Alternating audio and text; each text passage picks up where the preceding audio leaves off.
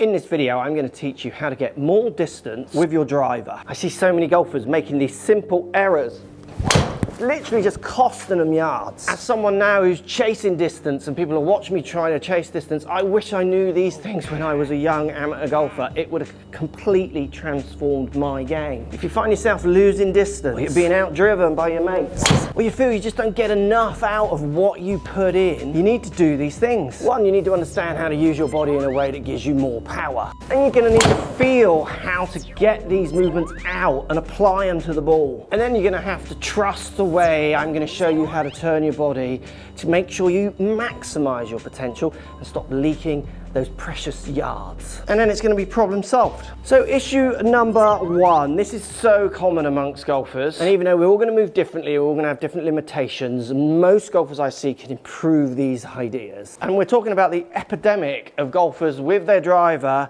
moving away from the ball and then just lifting up to put the club up behind them. So it's a big shift onto the trail side, then it's a stand up to put the club up behind them. Hands get quite high, but they're just stuck over here. Then they tend to stay there. It doesn't matter how hard I try and hit the ball from here, that shot often comes out and we see a club head speed of nearly 104 miles an hour compared to when the same person makes a better movement, 112. So let's get you moving away from the big shifts onto the right and stands up. It's killing so many of you. So what we need to get you doing is we need to get you identifying some other movements and then finding a bit of a middle ground. So what I mean by that, you've got the idea of going this way and this way down to a T. So what I want you to do is get the feeling of your body, so your lower half down, turning and staying with the ball, if anything, feeling like it's moving towards the target, with your upper body rotating and moving this way, while at the same time trying to feel like your lead shoulder, so left shoulder for me, is moving down. So rather than your action of this way, I want you to contradict it with an opposite. This way. I've found over 25 years plus of coaching real golfers is that if you get them to do the opposite movement often to the one that they struggle with, they're so much easier to self-diagnose, self-fix, self-push themselves in practice when they go to the range. A good way of doing this is in front of a reflection or a mirror. Just put some markers on your hips and on your head. You want your head going this way and feeling like it's almost going down, and you want your hips going that way to feel like you've got a different motion to what you're so used to. Then what we do, once we've contradicted our motion enough to think, right, there's my way and there's a completely opposite way, we start to balance it. So ideally, once you've done your little drills, as you take the club back, I want you to have a bit of a shift onto this side. So hips can go across, upper body goes across, everything just shifts onto the trail foot. That's a strong movement, most of the best in the world do it. Now from around this point where the club starts going up and ideally going over your trail shoulder, I want you to start feeling like your hips start to go back to the ball. So rather than being so far ahead like we did on the counter move, it's a subtle shift. So we're going to go trail side, then as we rotate, this shoulder needs to start going down to push the hands up. Let the hips just go back somewhere with the ball as you feel like you stretch out. This is going to feel like you're stretching up here loads more because you're not stretching up here. There's no stretch. It's going to feel like your hands are getting away from you and it's going to feel uncomfortable and awkward. So a great way of working this into a shot is don't be afraid how bad the shot is. Do a couple of swings where you do the counter action. Hips go towards the target, upper body away and lead shoulder down.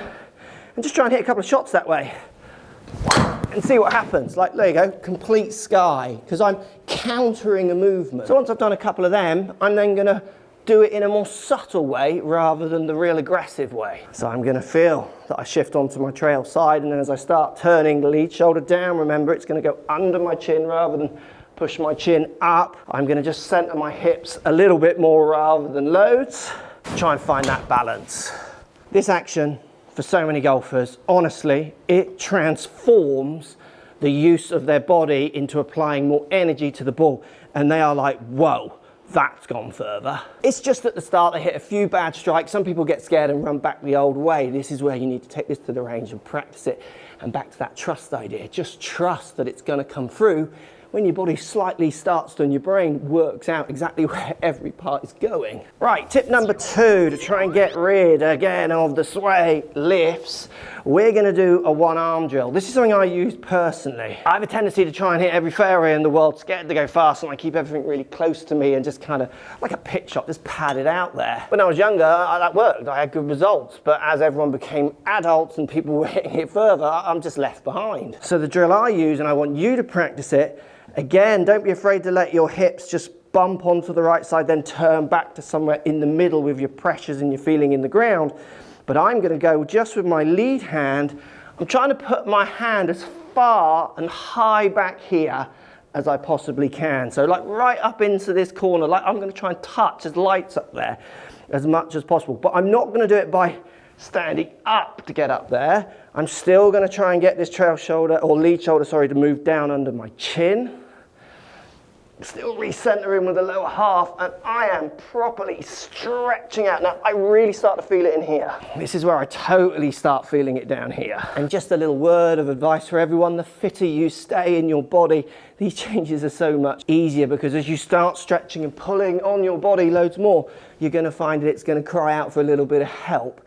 So making sure you're warm and you're ready to make these movements is so important. Now, what I love about this idea of stretching while keeping my lower half recentered is I can do it on the course. So I could do it in a practice swing. I can stand next to the ball, feeling of really stretching out, recentering, stand in there, and then try and apply that feeling to a shot. Also, what I can do is I can apply these ideas at home. So when I can't get to the course, I can still practice my stretch. I've got a club here, just my driver still. I'm holding it right in the middle. The reason being is I don't want to stretch up and hit whatever's up there and smash it and then feel really silly. And what I'm going to do is I can even use my hand here to hold on to my trail hip so I can feel my hip move across. And then as I try to stretch this out, so really trying to get it as high and out as possible, I'm just going to push my lower half back to get, again, more feeling of stretch. Just imagine doing that for 5 minutes, 5 days a week. When you get to the range or the first tee, it's going to feel more natural that that's the movement that you make. Your body's going to go, yeah, we're quite oiled in this movement, I'll make that, and I'm not going to go crunch on your bones and on your muscles. And believe me when I say the best students that I've had over the years are often the ones who do a lot of off-course practice as well as on as well, but the ones who have limited time, like all of us, having a home drill feeling. So when you get on the tee and you're a little bit not ready for the new feelings or up at the range, you can just make better use of your time because the stretch is already in there. And the last one, and this one got taught out of golf years ago.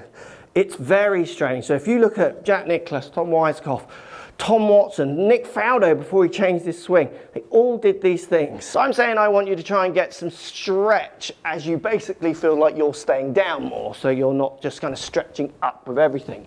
So you're really like stretching out your body. So many of you at home don't allow your legs to get involved with this action, which causes lots of restrictions. So backswings where you feel like you're not really moving your knees, your feet are very connected to the ground. Sometimes they can look really neat, like really pretty, but they're rubbish for power. And obviously there's plenty of golfers out there who smash the ball miles, who do stay very connected, but if you're not gifted in the physical department like me and many of you watching, we need to push ourselves on. Jack Nicklaus was gifted in the physical department, gifted in the stretch, gifted in the coil, and he let his feet get involved, and you've got one of the goats of the game. So to help me get more stretch, if I do my movement, which I feel pretty good, so I'm bumping onto my trail side, hips start to recenter, I'm stretching out, but I keep both feet flat on the ground. I feel like I get to about here. If this lead heel comes up, like look at the extra stretch I can get now. I really feel like I can push it out. And other things that happen with this is as we get older, I hate getting older, just releasing some of the pressure in the lower half will help you. It's helped me. My lead foot used to be so connected to the ground, where now I'm honestly pushing it on and on and on to try and help me get the most out of what I'm putting in. Look at this. 167 ball speed, 115 club. And this is why I love sharing these ideas with you. I've gone through this as someone who was built to just hit it dead straight and then realize as the world moves on, I'm not long enough. I've had to rush through these as an older person. You've got the opportunity now to use all three of these ideas, one of them too. Just mix it around to whichever one suits and fixes your ideas around getting rid of these pullbacks and lifts that are just killing so many golfers. Simple indoor tip I want you doing this 3 times a week for just a minute a day. So I'm standing just off a wall. I'm going to try and reach as high up on this wall as possible with this lead shoulder, feeling like it's going down. At the same time, just pushing my hips back so I'm not just standing up and reaching high. Getting as much stretch as I can in there daily. If you enjoyed this video, you're going to love this video where I show you how I moved my distance on over 20 yards.